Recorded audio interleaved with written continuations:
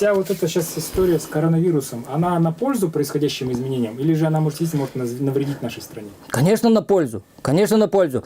Когда человек не хочет бороться за свободу, не хочет жить по Божьим законам, за него это будет делать природа и Бог. Вот это первое предупреждение нам от природы и Бога. Чего вы сидите, когда вас гнобят, когда вас народ вообще превращен в рабов? Всей земли это касается, это не только у нас. Чего вы сидите, молчите? Все это первое предупреждение от Бога. Дальше будем так сидеть, молчать. Еще хуже катаклизмы будут. Но если мы сами судьбу свою в руки возьмем за свободу, никаких катаклизмов, никаких болезней не будет.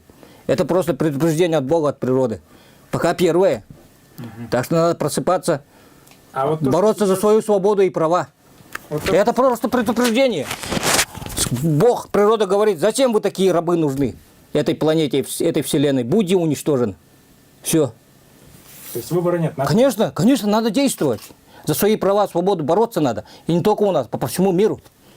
А вот то, что сейчас обрушились цены на нефть, это тоже? Это тоже предупреждение, это все предупреждение нам, человекам, людям, за то, что мы просто смотрим на зло и ничего не делаем. Пусть зло правит нами. Бог, природа скажет, нет, так не пойдет, ребята. Если вы будете так без дела сидеть, мы вас вместе с этим злом уничтожим.